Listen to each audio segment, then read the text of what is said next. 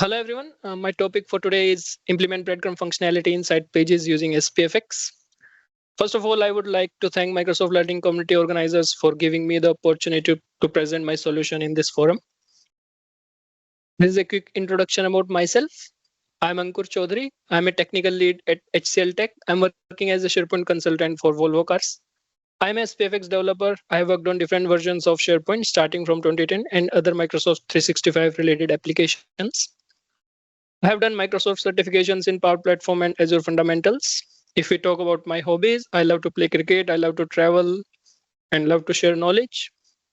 You can connect with me through LinkedIn on mentioned ID, or you can directly email me at the given email ID.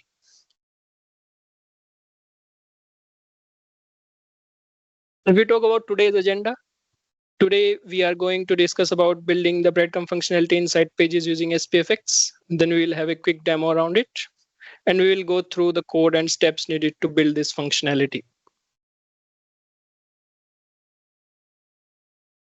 If we talk about the use case for this solution, we are targeting a scenario where a SharePoint site has lots of information across different site pages. This wide variety of information causes different navigation paths to follow for users in pursuit of finding relevant information. There are lots of internal links which presents a challenge for users during navigation to know where they are currently in the site hierarchy. So this solution is a SPFx application customizer. This is based on SharePoint Framework 1.19. As a prerequisite to this solution, we need a parent ID column that is a custom column and it is a single valued numeric column. So based on what value we provide to this column, the solution will dynamically generate breadcrumbs on the site pages when user visits the site page.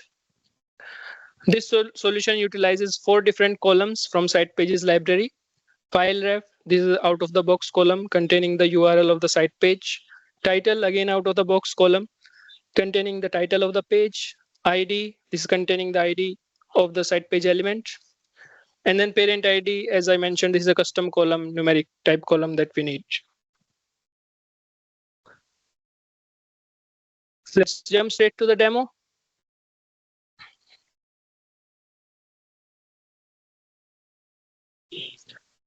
So as you can see, this is our information hub site. It contains different variety of information for the users. This information can be some policies or information related to any processes. So nothing fascinating about the UI here. If we go to site pages library,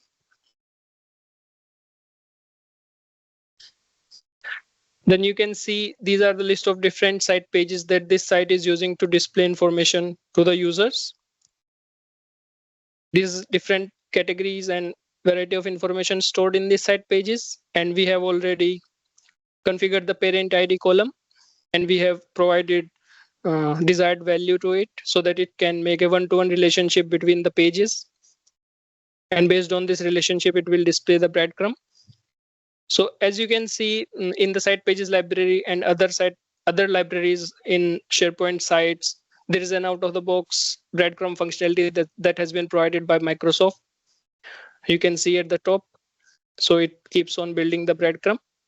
So we try to mimic this functionality into the site pages so that users, while navigating the site, they get a good user experience and user can find relevant information easily.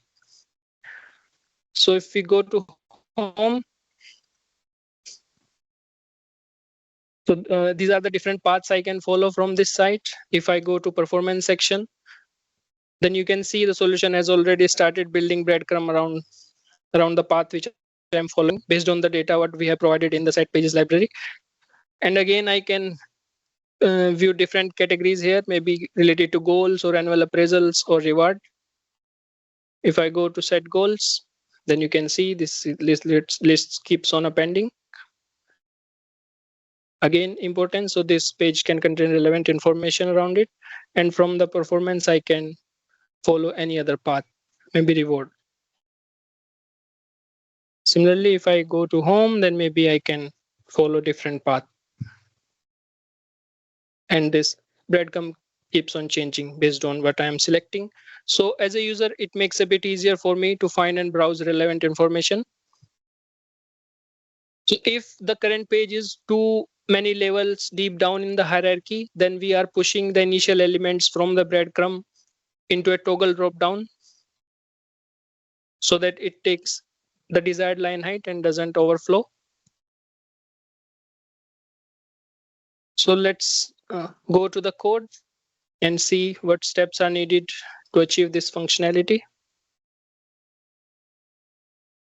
So this is the default solution structure which gets scaffolded when we create an SPFx application customizer. So the code is very simple here. If we go to package.json, you can see we are using only PNP.js as a additional library here so that we can fetch data from the site pages. If we go to source, so this is the SAS file that containing the required CSS for styling the breadcrumb.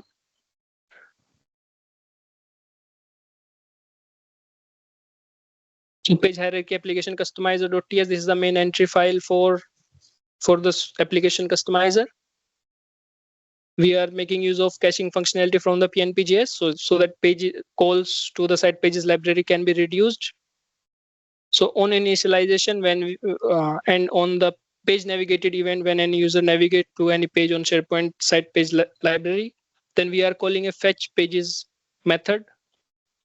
This is the main method that initially it is getting all the pages from the site pages library and then building the breadcrumb out of those pages. So as you can see, the get all pages method, it is selecting ID, title, parent ID, and file ref from the site pages library. Once all the pages are fetched, we are taking the current page ID and then calling a build breadcrumb method with the current page ID. So build breadcrumb method, what it is doing, it is generating an array based on the parent ID, what the current page has, and fetching all the hierarchies of the page. And once the array is complete, then it is calling a render breadcrumb method. As you can see, render breadcrumb method is used to rendering the breadcrumb, and then we are calling a generate breadcrumb HTML method. Basically, we are generating the HTML at the runtime, generally pushing the anchor elements to the breadcrumbs so that it can take the desired format. And then we are fetching the title section of the page, and once the title section is fetched, we are pushing the generated breadcrumb below the title section. You can see here. So to handle that toggle drop-down functionality, we are making use of check overflow. So check overflow is checking at the runtime whether the desired breadcrumb is fit in the given client height, or we need to push the breadcrumb to the toggle drop-down, and then it is generating the toggle drop-down at the runtime. And we are attaching an event listener to the document so that whenever any user clicks anywhere on the page, then the toggle dropdown can be collapsed. Yeah, this is all from my side. I hope someone will find it useful. Thank you for having me. Feel free to provide any feedback. Happy coding. Back to you, Chris.